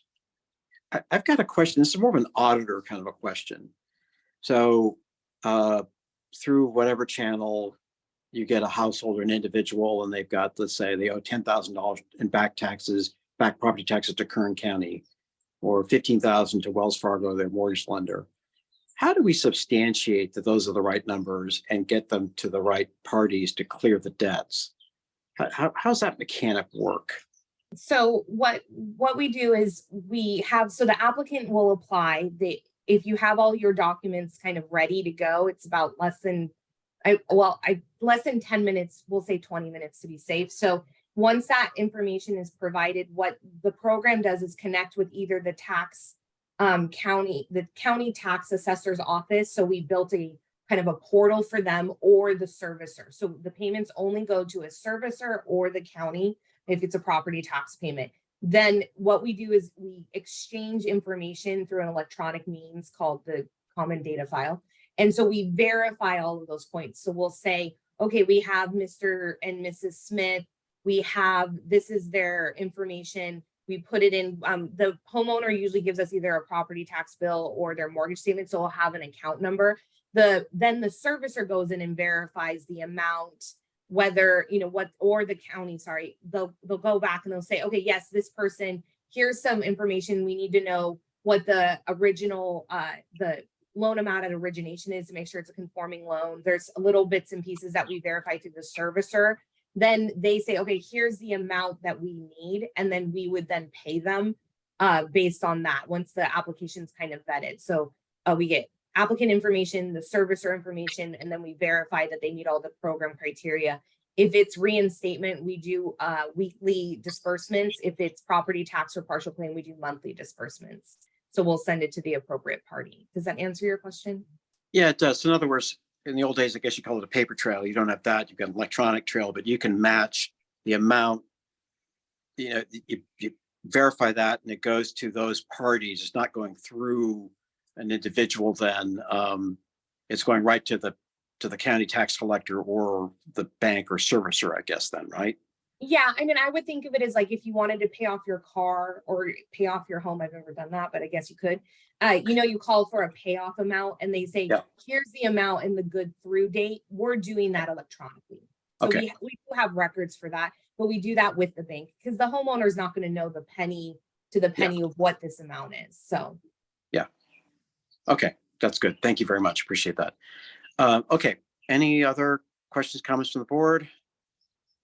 I don't see any on my screen. With that, I'd like to, Melissa, see if there's any member of the public who has a question or comment on this topic. So if you'd like to ask a question or make a comment to this board, please raise your hand now and I'll call on you. We ask that you keep your questions to 2 minutes or less. We do have a member with their hand raised. We have it identified as BT. BT, if you'd like to talk, you can unmute your mic and speak. Right. Yes, hello, everybody.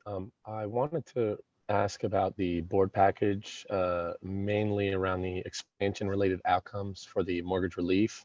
It has labeled in there that the program expects to update the delinquency date. Obviously, that'll be part of the new outreach program when that happens in the summer of 2023. Is that true?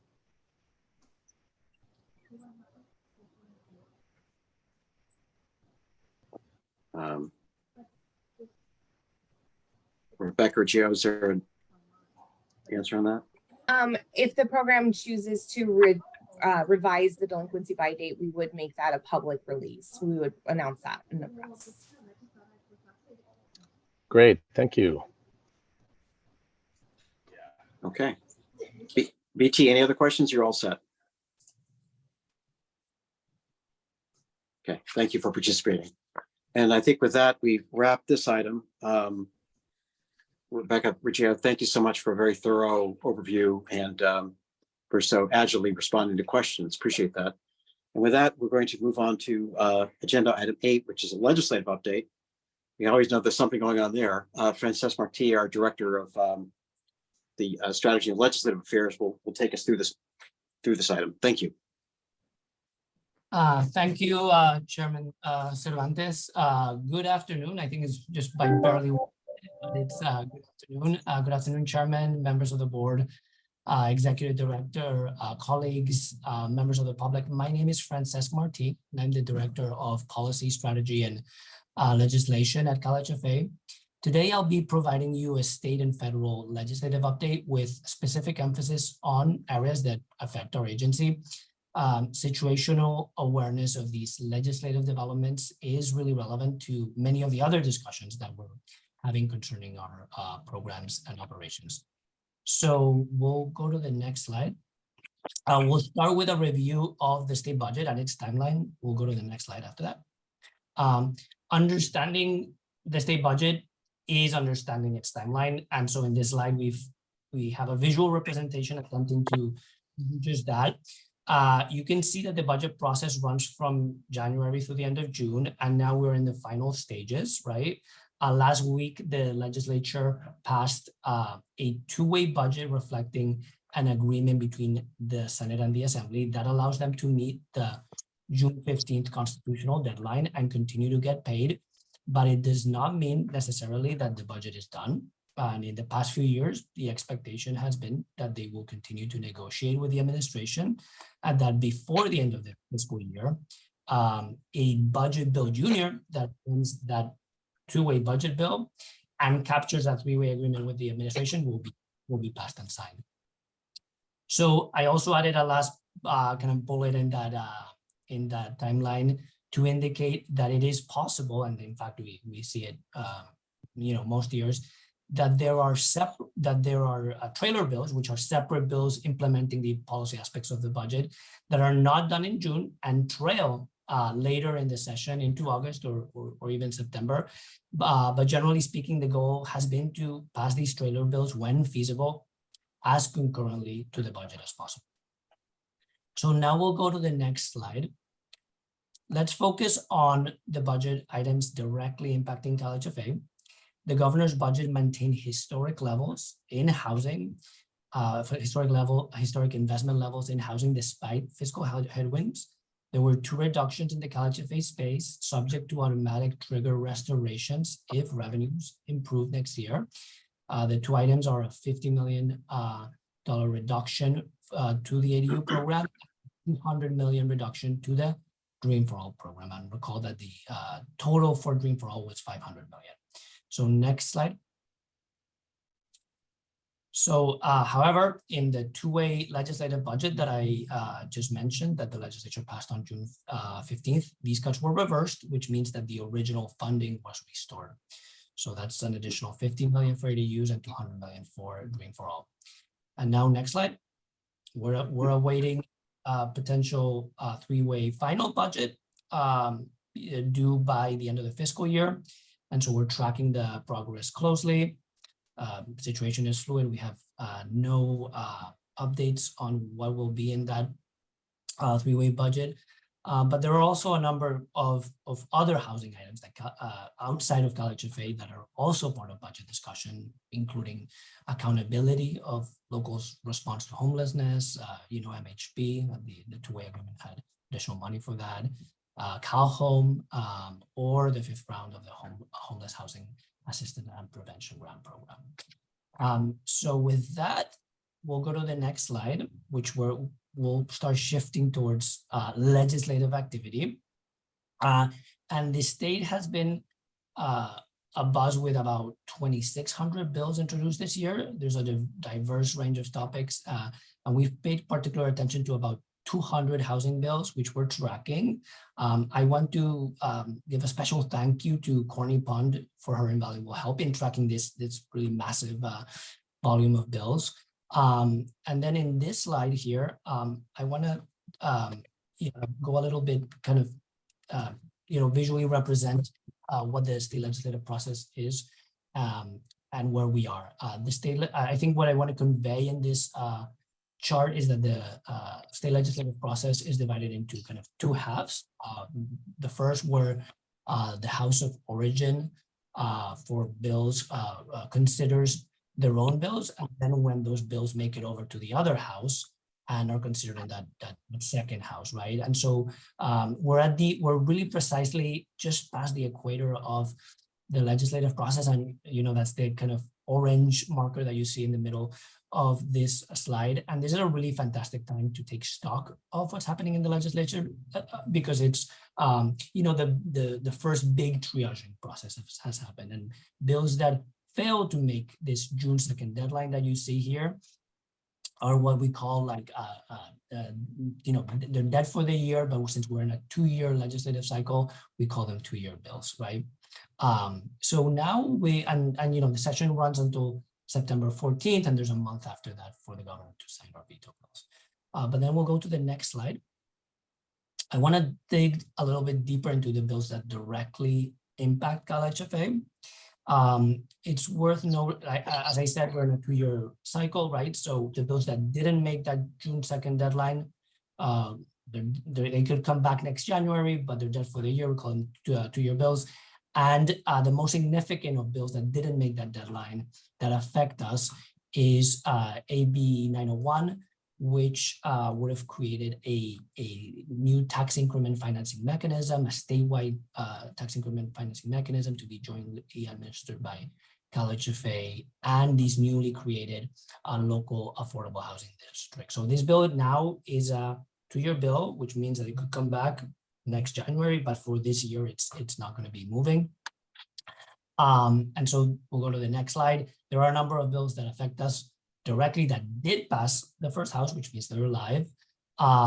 One significant initiative that passed the first house is a bill requiring CalHFA to collaborate with our other state housing entities in developing a common financing application for housing.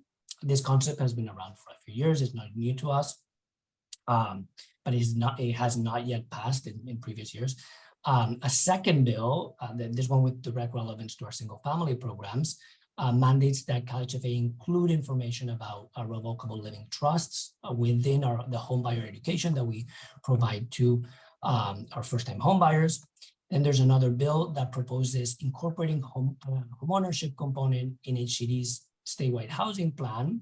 And that would also include an analysis of current down payment assistance program. And obviously HCD is the one doing the statewide housing plan, but this bill would have CalHFA consult with HCD through that process for this specific component. And then we'll move to the next slide. We've also seen legislation mandating CalHFA to assess the impact and efficacy of our ADU grant financing program. Moreover, there's another piece of legislation that aims to exempt state housing projects, including the ones at CalHFA, from Article 34 voter threshold requirement. And in terms of bond measures, there are two that are directly related to CalHFA. The first one is a reincarnation of an earlier proposal that we've seen around by former Senator Hertzberg. Now it's being carried by Senator Portantino that calls for a $25 billion bond measure that is focused on newly built home ownership. And the second measure here, AB 6057, is a more generalized $10 billion affordable housing bond, which nonetheless has a $1 billion home ownership component that would be shared between HCD's CalHome and CalHFA's My Home programs. So with that, we'll go to the next slide. Yes. Oh, wait, I'm sorry. Before we go away, can you go back real quick? I'm sorry to interrupt you, Frances.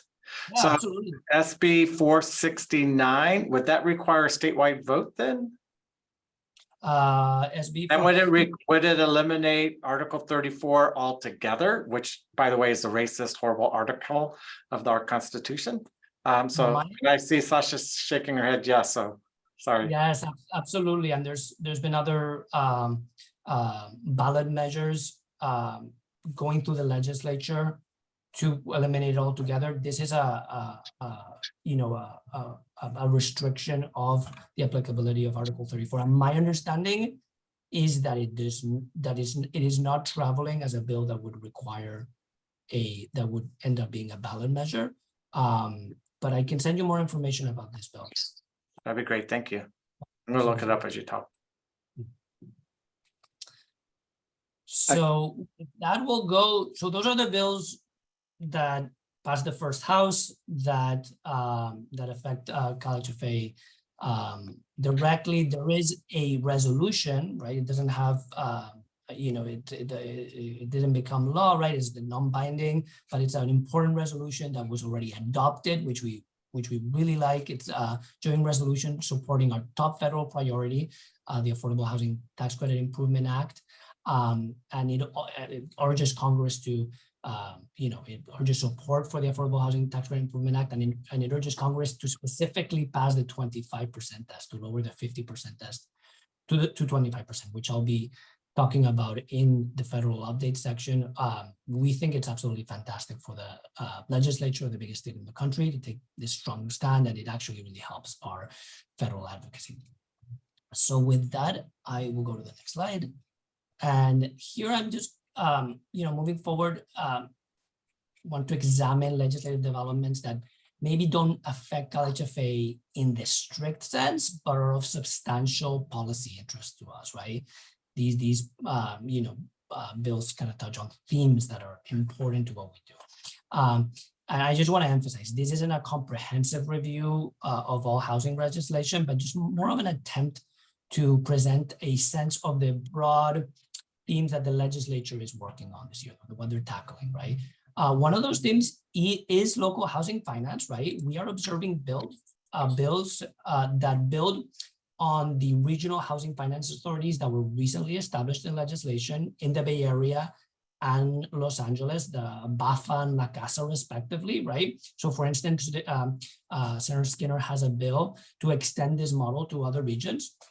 There is also a bill to expand the functions of the Bay Area's new housing finance authority, BAFA. Another bucket that is of interest to us is social housing, and there's a few social housing bills in this year's legislative agenda, right? There are 3 bills that are kind of been specifically tagged as social housing. One establishes a new entity. Another prompts HCD to conduct a comprehensive study about how to scale up social housing in California. And the last proposes a tax on Airbnb and similar companies to fund social housing. Now, and I should just say, all of these kind of broader bills that I'm discussing, all of them passed the first house. I'm not discussing, bills that are 2-year bills or debt for the year. So with that, I'll move to the next slide. So consistent with previous years, we're seeing numerous bills focused on land use and streamlining. I'll just kind of highlight 2. There's a bill exempting affordable housing projects from CEQA that pay prevailing wages, and there's another kind of facilitating by affordable housing development on land owned by religious institutions or independent higher ed institutions, right? And then, as in previous years, we also have a strong ADU component to facilitate ADU construction, make it easier, prevent locals from putting obstacles to ADU permitting and construction. And then in the next slide, I just wanted to note a 2-bill package that was very recently, earlier this week, announced by the government legislature, dealing with the behavioral health treatment and housing continuum. These bills, which obviously are subject to there was an agreement between the government and the legislature already announced, right? So we expect them to be enacted and signed.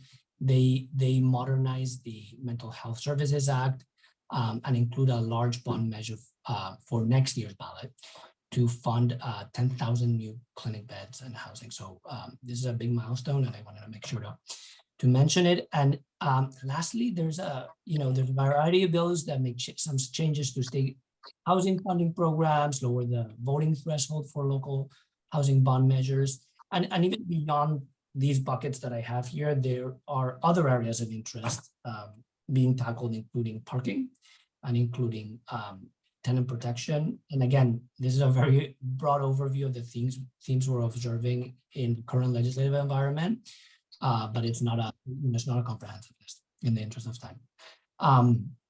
So we'll go to the next slide just to transition to federal matters. And as you know, our primary focus is the Affordable Housing Tax Credit Improvement Act. The bill, which needed reintroduction in the new congressional session, was reintroduced on May 11th and has received a really overwhelming show of support, of bipartisan support. I've been working on this bill for years now, even before in New York and in California, and each year I'm impressed with the level of support and the kind of strength of the coalition, but it gets bigger and bigger every year, and it's just we've achieved results in terms of LIHTC enhancement, but it's really impressive, the level of support. And California is a big state, yes, but our delegation punches above its weight with 19 co-sponsors already signed on the House side, including a lead co-sponsor, Jimmy Panetta. So Jimmy Panetta is a lead co-sponsor to the bill. And in total, there are 107 co-sponsors in the House and 19 in the Senate from both parties. And it's just really impressive. The bill does feature our primary goal, which is reducing the 50% test to 25% test, which, as you all know, we've talked about this many times, but it would effectively double the production of California's 4% LIHTC program, roughly, with a lot of caveats, but like hypothetical scenarios, but taking it from 17,000 units a year to 34,000 units a year. The bill also features a provision that would make it easier to recycle bonds, which, as you know, CalHFA does have a prominent bond recycling program. And all in all, the bill is very similar to last year. So all the provisions we know and love, in addition to those that I mentioned, there are a few technical changes, but the two things that I would like to know that are different are actually two placeholder provisions. They're what they call sense of Congress provisions, which are essentially like resolution language. And one of them urges new steps to be taken to share data about the LIHTC program and increase transparency. And the other stresses the importance of discouraging discriminatory land use policy and removing barriers to building housing. So what does that mean? That means that Congress, and I think the entire kind of coalition that has come together, including the congressional sponsors of this bill, see the importance of adding new provisions to the bill on these two items, but they still haven't split those out and kind of settled on what that means. So the group of stakeholders working on this bill will be working on giving more kind of detail and clarity to those provisions. So that's probably something we'll have kind of updates on when we speak to you next.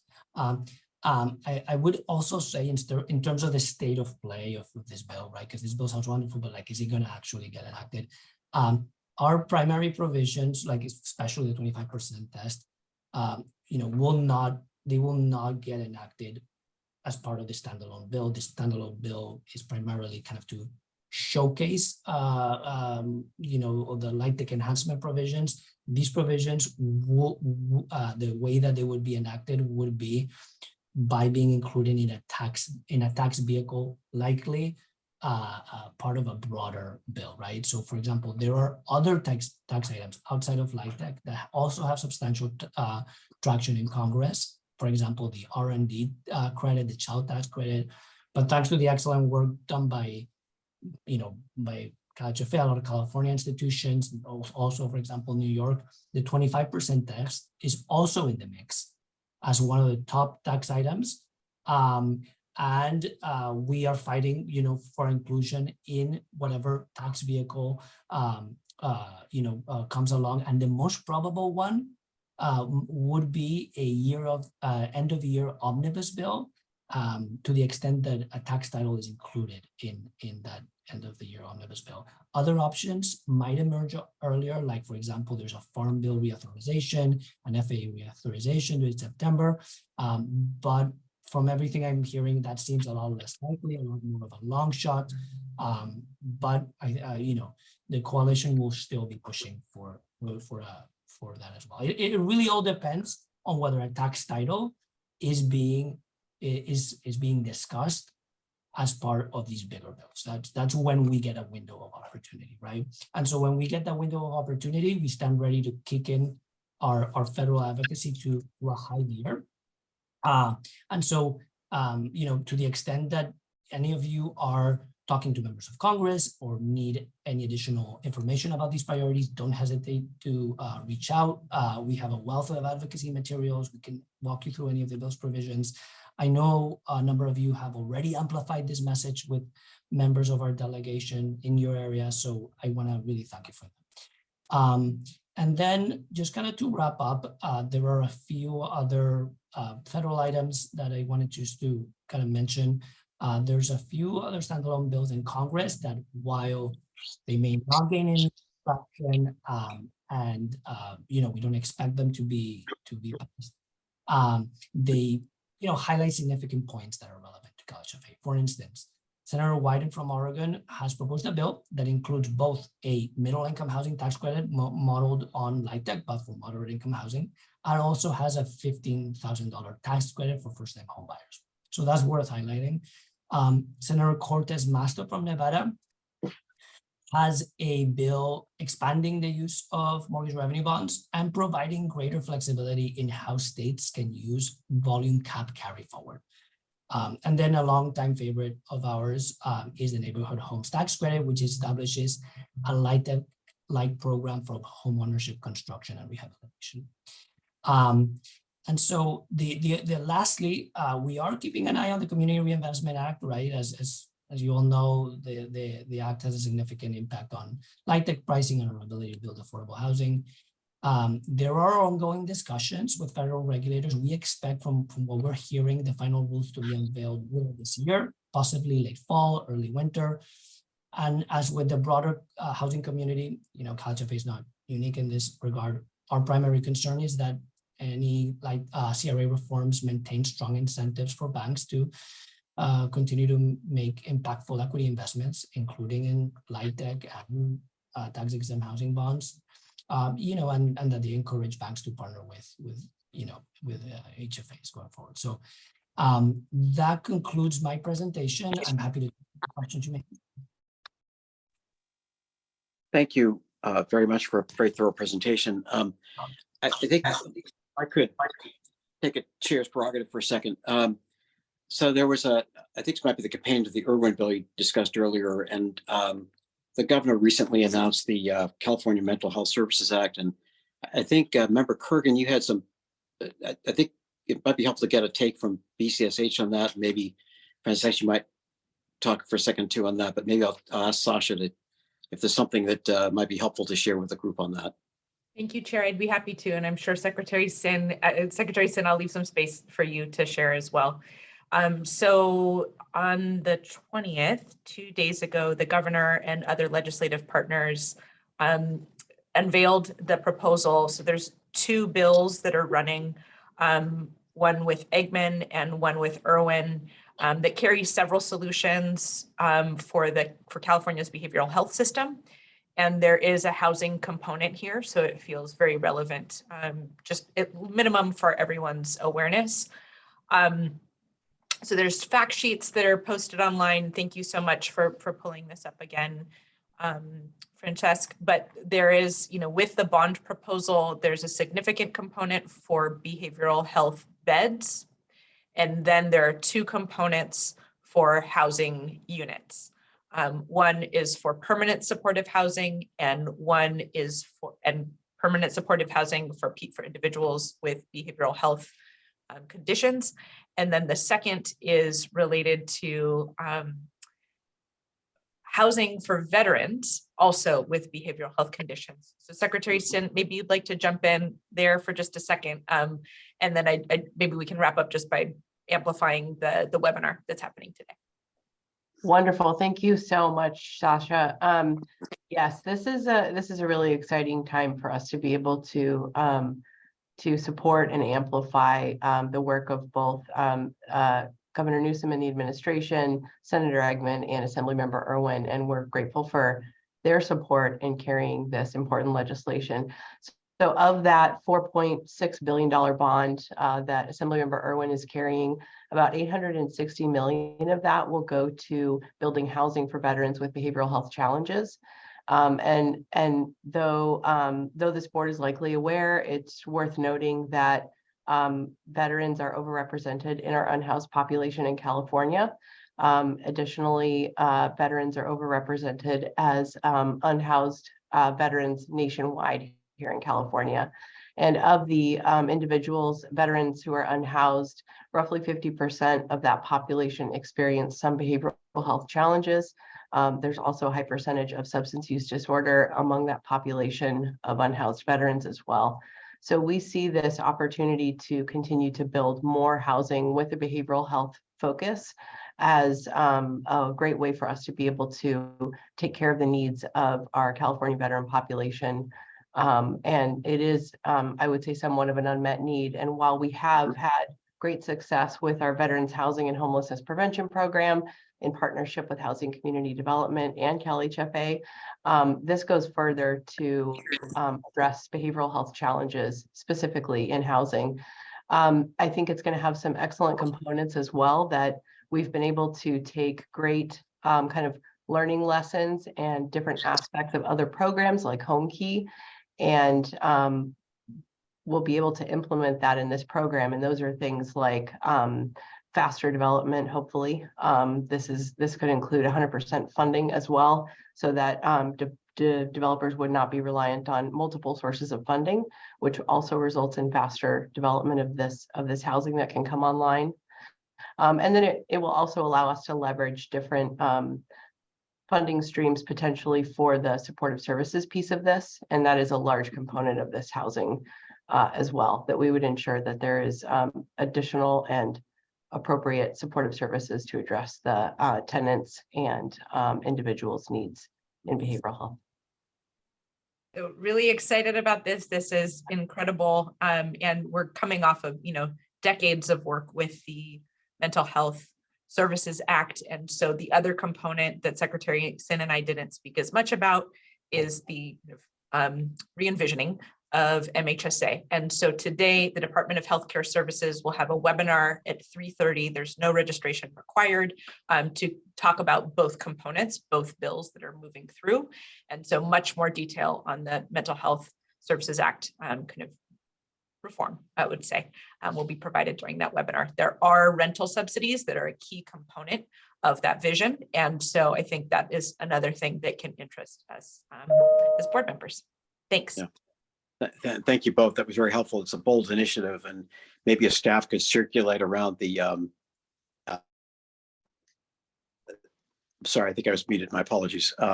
Thank you both very much. That's it's a bold initiative, and I think maybe if staff could circulate the login for the webinar, that might be helpful for people if they have time to catch it later today. Are there any other questions from members of the board? I know we've got a few that need to drop off fairly soon. I want to make sure those members in particular have a chance to ask, as that was a very thorough presentation by Francesca. There's a lot going on out there, and some of it might be good. Any questions from members of the board? Comments? I don't see hands raised. I will then, Melissa, see if there's any members of the public that have questions or comments. If you'd like to make a comment at this time, please raise your hand and we'll call on you.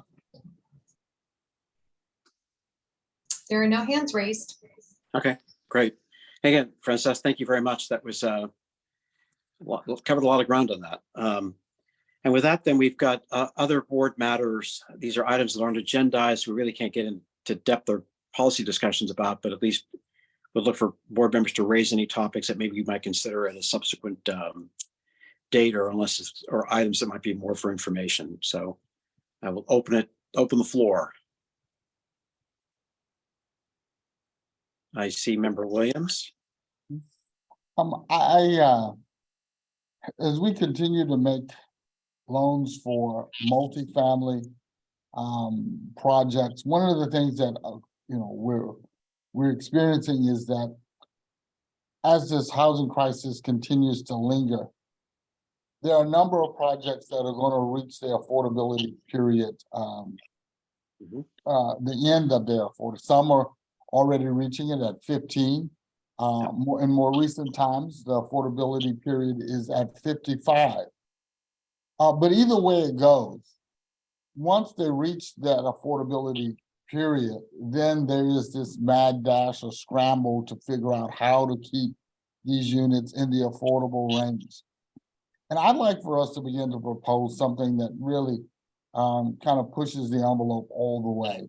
And that is affordability in perpetuity.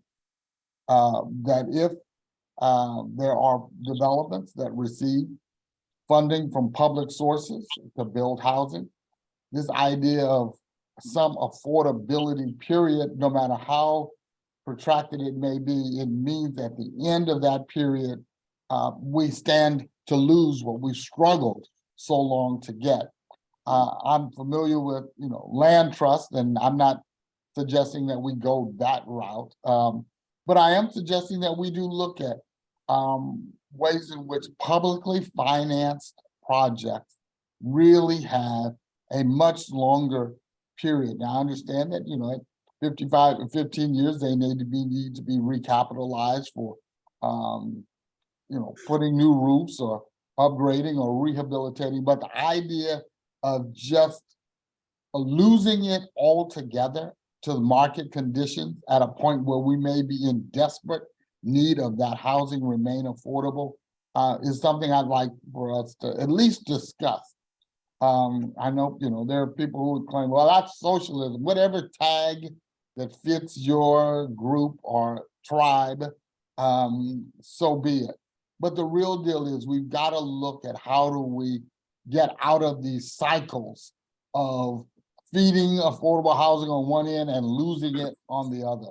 And so I'd really propose that to our board. And if there's already been discussion and I missed it already, somebody send me an email and catch me up on what's already been talked about so we don't have to rehash the issue again. But if we haven't, I'd like to at least put that out there for consideration for discussion. So I think what we'll do is flag that. You've hit on a really key policy issue. And maybe might be something to talk through. Executive Director Johnson Hall, we could talk further about that and see maybe is there something that could be agendized to sort of like touch on the topic, because it's really it's a critical issue. So thank you for raising that. Are there any other board member comments? Chair Cervantes, I have my hand up. It's Maria Cabildo, and I think to build on what Director Williams said is I noticed in Frances's presentation that there were some bills on social housing, and I know that social housing as a model tries to get at what Director Williams is saying in terms of establishing things that are a stock of housing that is affordable in perpetuity. So I'm wondering if maybe those things could be kind of coupled, like what are the models that get us to a permanent stock of housing that we never have a risk of losing. Just want to shout out to public housing real quick. Absolutely. Thank you, Member Prince. Right, that's a good. There may be a theme there we can kind of pull back in a subsequent meeting.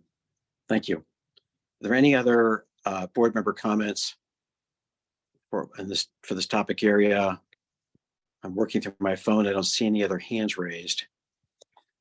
And if that's the case, then we move to our last real item, which is agenda item 10 for public comments. And beyond sort of general public comments, anything that individuals out there might like to raise for the board that kind of touches on the world that we operate in. I thank BT earlier for his comment.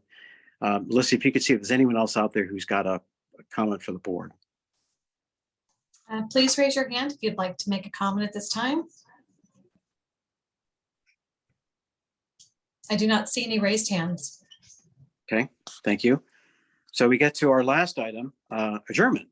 And I'll note that we are on time and under budget, or actually before time and under budget with the meeting. I'd like to thank you all for your participation and for staff putting it all together.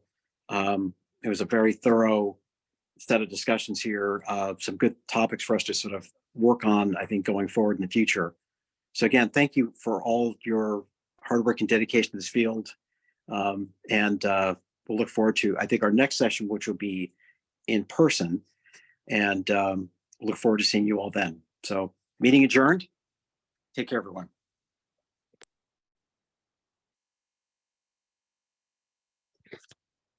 Okay, how do we get out of this thing? And you did great with your phone today, Jim. Sorry you had technology issues. But you did great. Thanks. I've been holding it here and I'm just trying to figure out how to get out of this thing. There you go. Thank you. Bye. Have a great weekend. Bye-bye.